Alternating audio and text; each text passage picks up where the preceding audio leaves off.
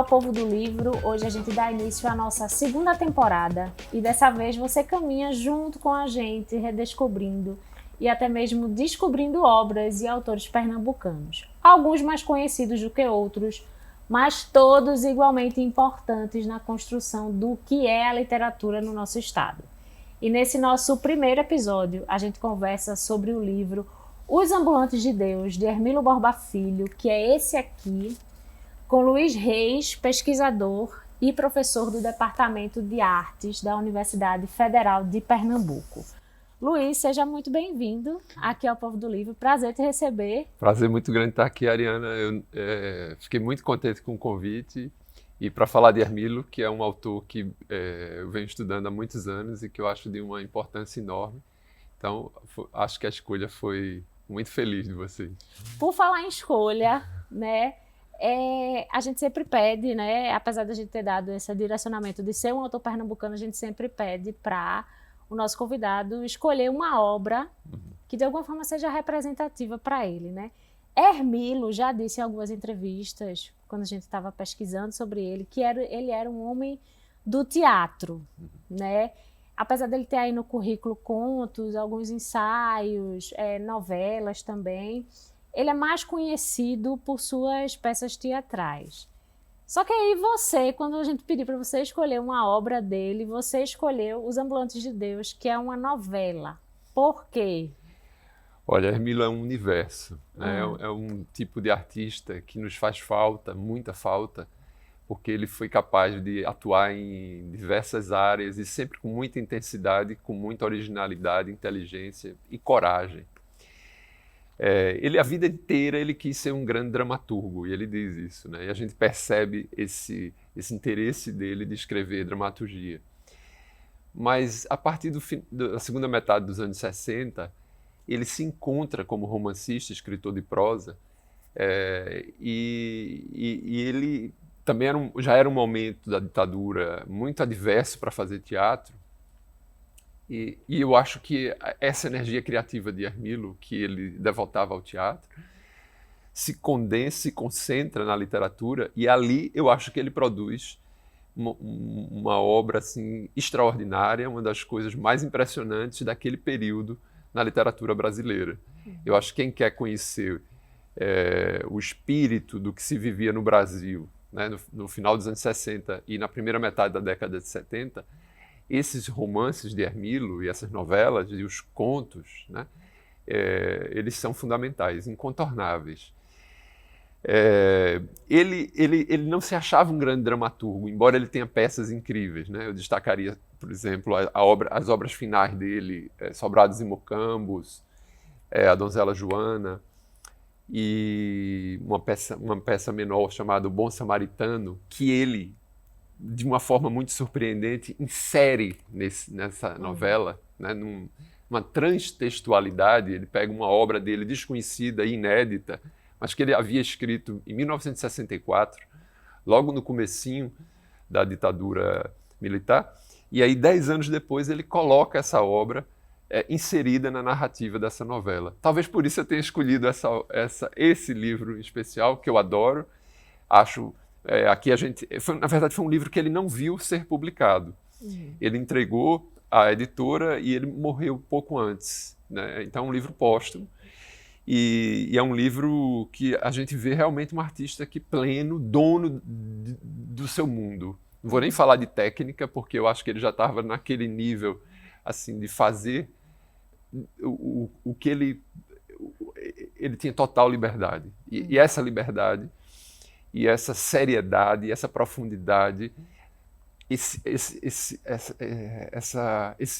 gozo e essa consciência da força da palavra eu encontro aqui, numa obra muito madura. Vamos começar a falar sobre o livro. Ele é dividido, né, quando eu estava lendo, ele é dividido em 5 partes, né, diferentes. São 6 personagens que ele traz, né, que estão fazendo uma travessia de um rio, né? E essa travessia é interminável e gira em ciclos, né? O tempo inteiro. E aí me chamou muito a atenção a questão dos personagens. que são esses 6 personagens. A gente tem Cipoal, que é quem navega, né, leva essa canoa, essa jangada. A gente tem Dulce Mil Homens, que é uma prostituta. A gente tem Cachimbinho de Coco, que é um poeta, né, folheteiro. Amigo Urso, que é um bicheiro. A gente também tem Recombelo, motorista de caminhão, e Nó dos Cegos, que é um pedinte. Me chama muita atenção o fato de que Hermilo usa muito esses apelidos para esses personagens. O nome dos personagens são esses, de fato.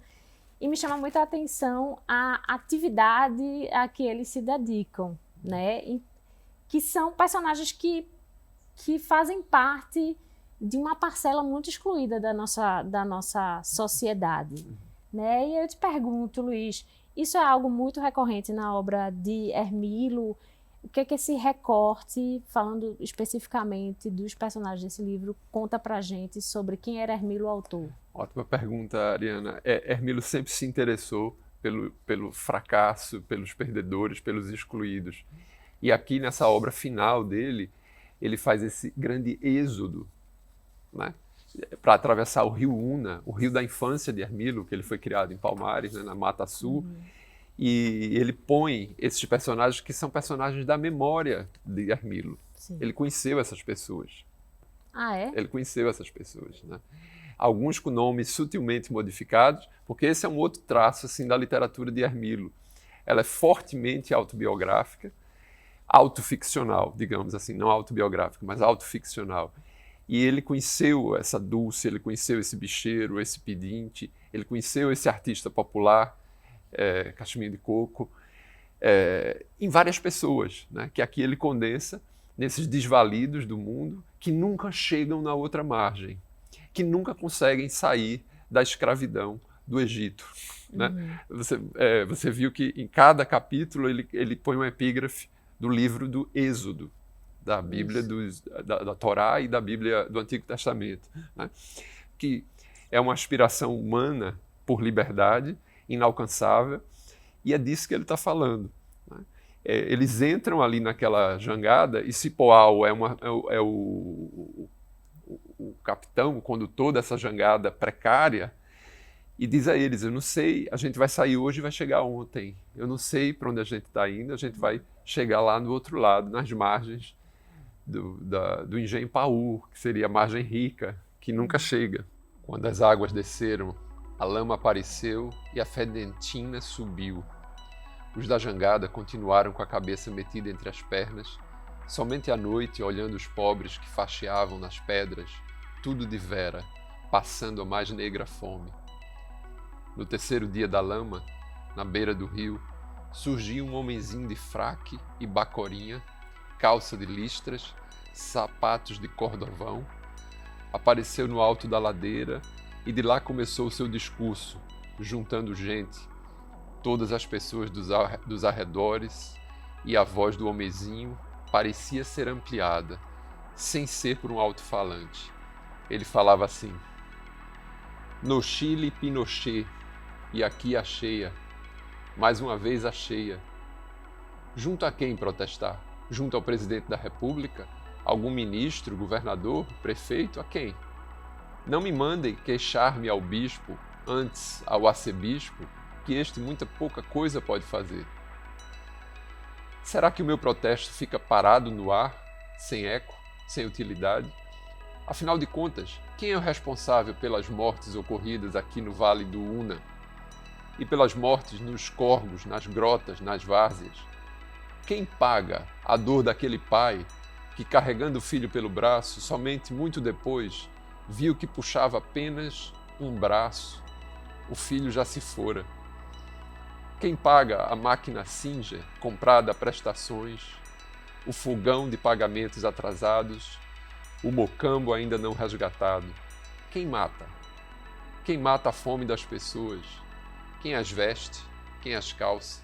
Então é um livro assim, religioso, metafísico, e ao mesmo tempo extremamente material, corporal, porque Hermilo ele tinha essa ambiguidade assim, né? Ele, entre o corpo e o espírito, entre o mundano e o divino, E tem uma característica aqui assim, que eu vejo em outras obras de Hermílio, que é a questão da ascese. Ele estava nesse momento, assim, um momento de muita doença. Ele estava já há alguns anos com gravíssimas questões coronárias, né, problema de coração, já tinha feito uma cirurgia muito difícil na época, que era a ponte de Safena. Ele sabia que estava perto do fim. Mas aí você encontra também nas outras narrativas dele essa purificação, sabe? A purificação e sem pejo, conhecendo o ser humano. Hermílio é um autor para quem quer um mergulho muito profundo na experiência humana. Ele, às vezes, é uma leitura difícil, né? Porque é corpo, é desejo, é angústia, é dor, é sofrimento, é violência, mas é também beleza, é transcendência, é poesia. Tem muita imaginação, não sei se eu poderia dizer assim, que, por exemplo, nasce um pé de, acho que é uma mangueira, né, no meio da jangada, e as coisas vão acontecendo. Me lembrou um pouco, assim, me corrija se eu estiver errada, um pouco desse realismo mágico, né, uma coisa meio uma fantasia, um pouco, né? Eu acho que é bom você levantar essa questão assim, porque muita gente tenta enquadrar Hermílio no realismo mágico, mas eu acho que não encaixa, não funciona. Eu acho que nesse período o realismo mágico já tinha tido a sua explosão, né, aqui na América Latina, mas ele não se enquadra exatamente naquilo. Eu acho que ele traz para a gente um mundo fantasioso, extraordinário, que ele recebeu na infância na Mata Sul. Que infância boa, viu?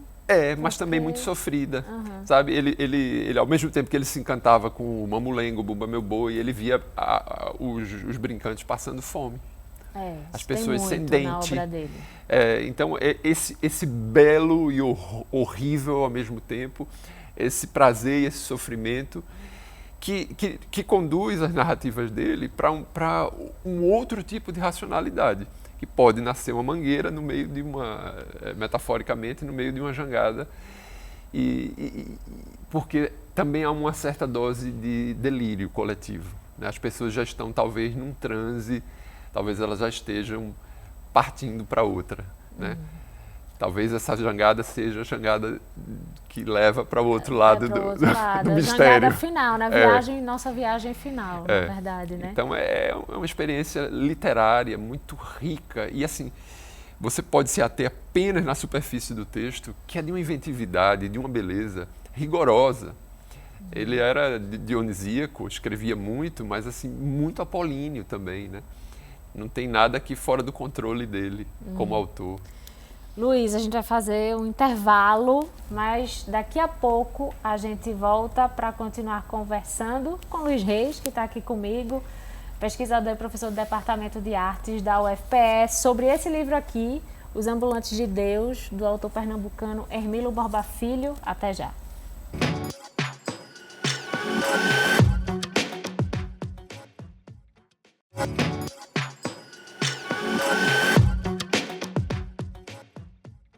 Voltamos com o Povo do Livro. Hoje a gente recebe Luiz Reis, pesquisador e professor do Departamento de Artes da UFPE, e o tema dessa nossa conversa é a obra Os Ambulantes de Deus, de Hermílio Borba Filho, que é essa obra aqui.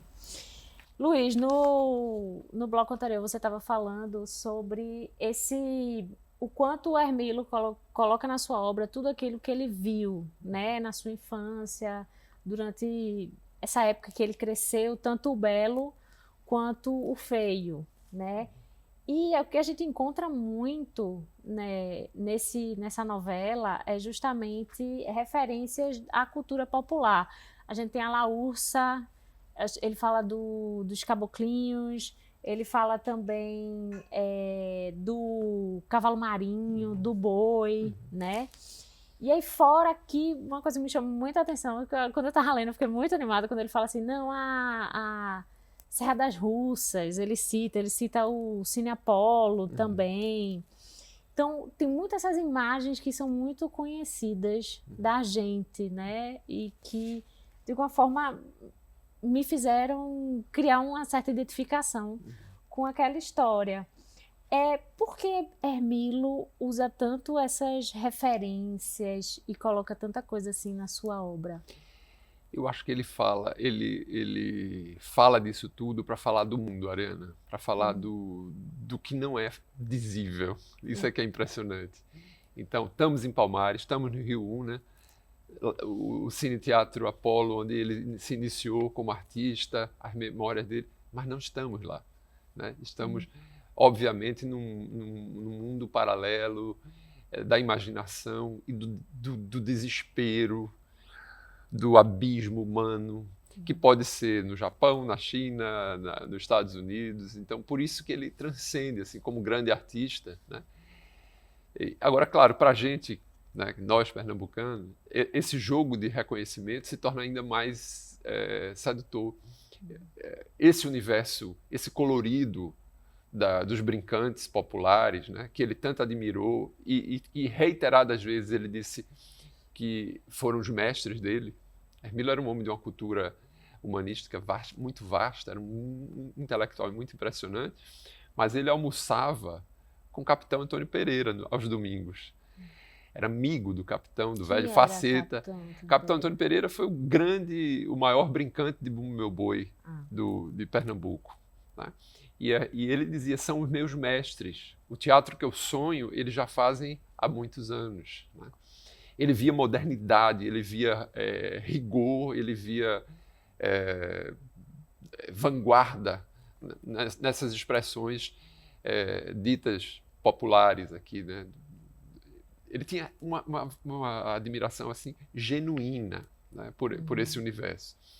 E, ao mesmo tempo, um sofrimento muito grande de ver essas pessoas sempre à míngua, sempre à margem, sempre desvalorizadas. Ele, desde a década de 40, ele começa a falar que essas pessoas, esses mestres, deveriam ser subsidiados pelo Estado, deveriam ter algum amparo, porque ele reconhecia ali um repositório de saberes, né, ancestrais que tinham uma originalidade muito valiosa.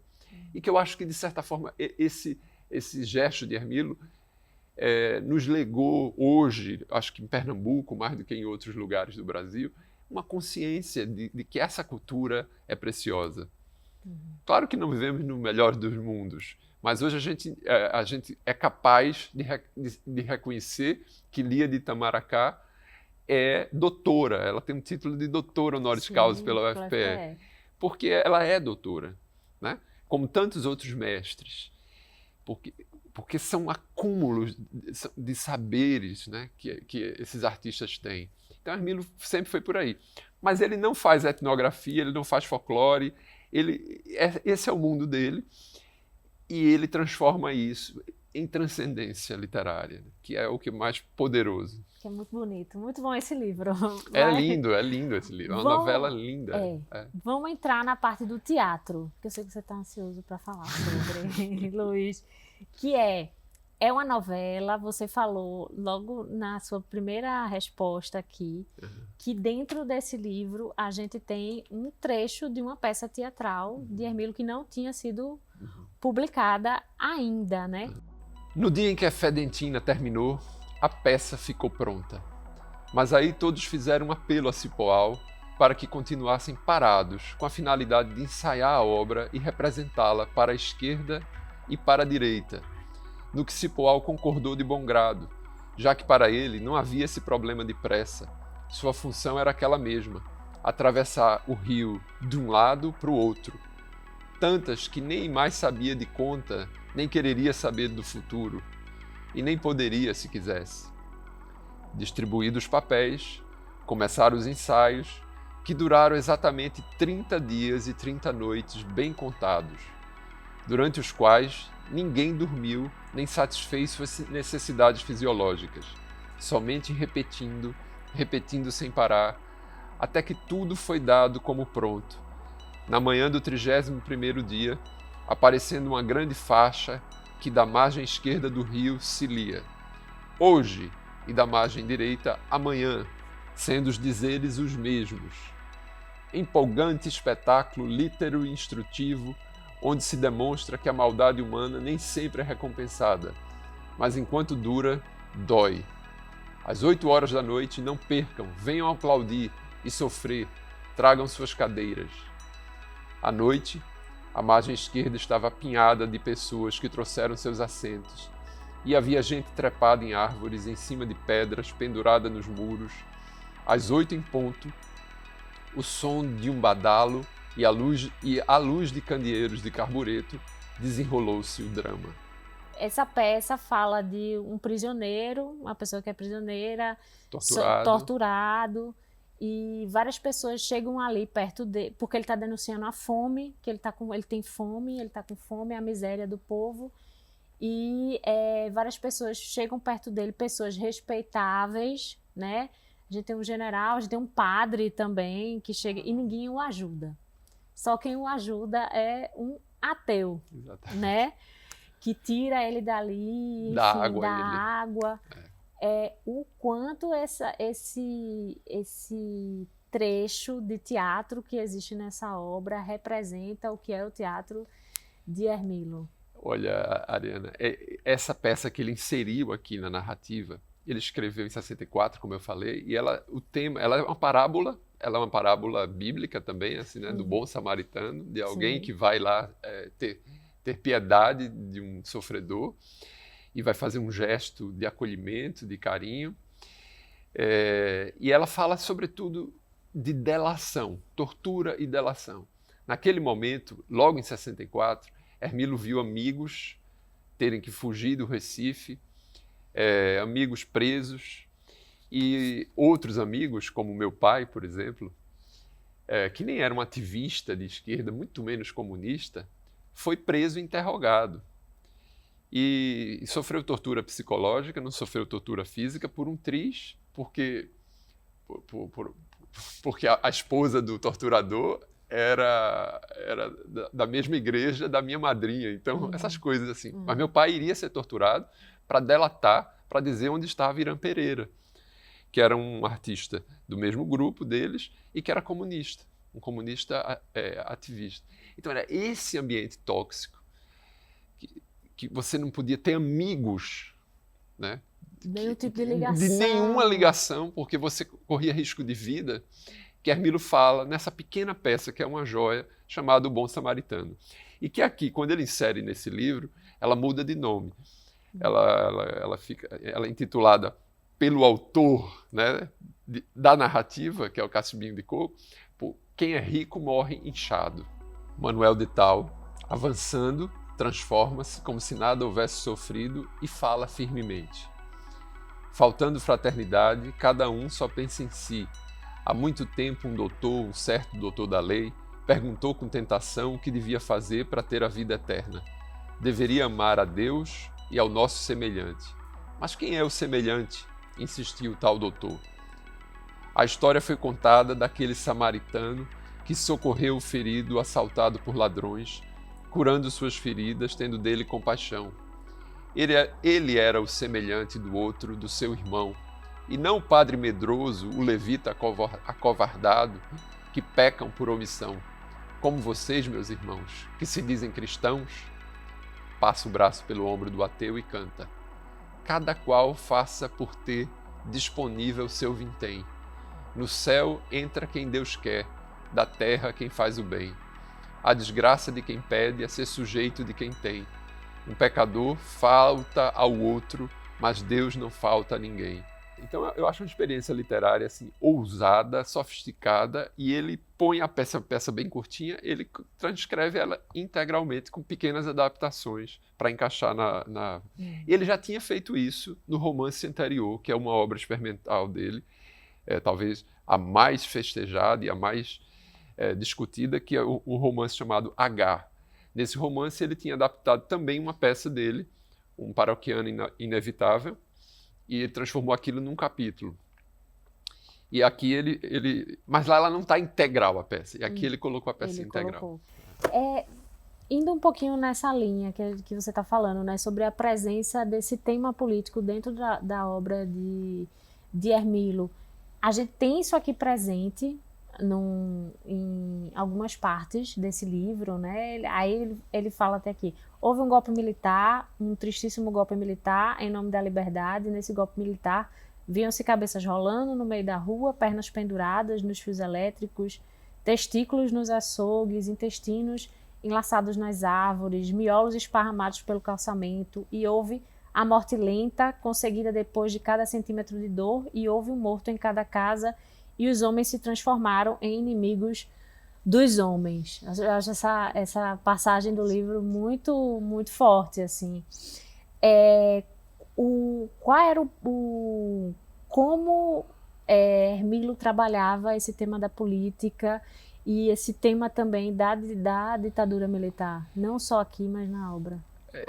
Hermílio sempre foi contra isso, criou problemas, inclusive com os amigos da esquerda no teatro. Ele sempre foi contra a arte engajada. Ele acha que a arte é o campo da emoção, da beleza e da poesia.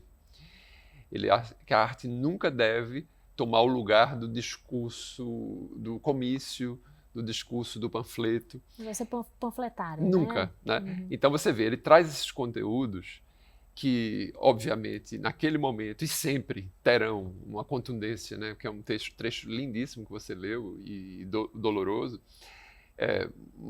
mas é muito difícil até dos censores da época de classificar, porque ele cria um universo tão extraordinário e tão fantasioso, né?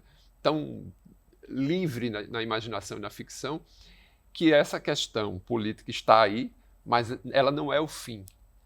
Ela é parte de uma beleza explosiva, e cada vez que a gente lê, a gente vai ver uma frase em especial, né? Então, a política está sempre presente na obra dele, mas ela nunca é o motivo dele fazer. Uhum. A necessidade dele escrever, tanto para teatro quanto para literatura em prosa, é essa necessidade indizível do artista. Ele não consegue não escrever, então ele vai e escreve. Nesse sentido, Luiz, eu estou aqui nessa edição da CEP, né, que é Os Ambulantes de Deus de Hermílio. A gente tem aqui uma introdução que é de Fernando Monteiro, né, escritor. Ele diz que Hermílio é daqueles autores cuja ausência mais cumpre ser lamentada à medida que os tempos tornam-se especialmente difíceis num amplo sentido. Você concorda? Para a gente terminar essa nossa conversa. Olha, assino embaixo. Fernando foi muito feliz de iniciar o prefácio dele com essa frase. Hermílio faz muita falta. Foi um autor que teve a sua trajetória interrompida no auge, né? Ele morreu muito precocemente, não tinha nem 60 anos.